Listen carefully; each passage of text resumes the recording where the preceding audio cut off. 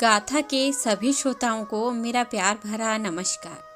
आप सुन रहे हैं गौतम बुद्ध के जीवन की रोचक कहानियाँ।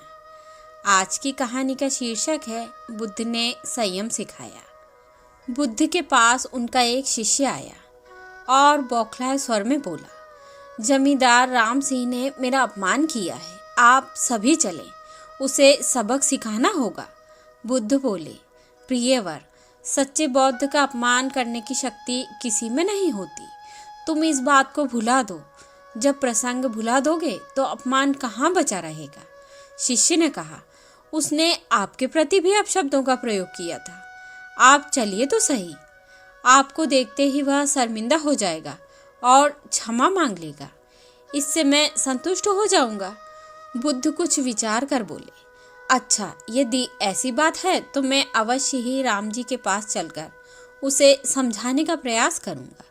शिष्य ने आतुर होकर कहा, चलिए, नहीं तो रात हो जाएगी।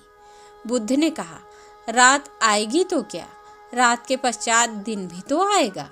यदि तुम वहां चलना आवश्यक ही समझते हो तो मुझे कल याद दिलाना, कल चलेंगे। दूसरे दिन बात आई गई हो गई। शिष्य अपने काम में लग गया और बुद्ध अपनी साधना में लीन हो गए। दोपहर होने पर बुद्ध ने शिष्य से पूछा, आज राम जी के पास चलना है? शिष्य ने कहा, नहीं।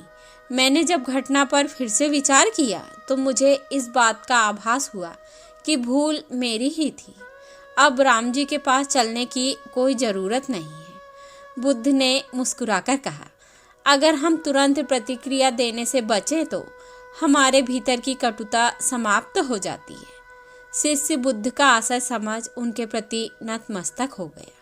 तो यह थी एक छोटी सी कहानी, बुद्ध ने संयम सिखाया। आशा करती हूँ आप सभी को पसंद आएगी।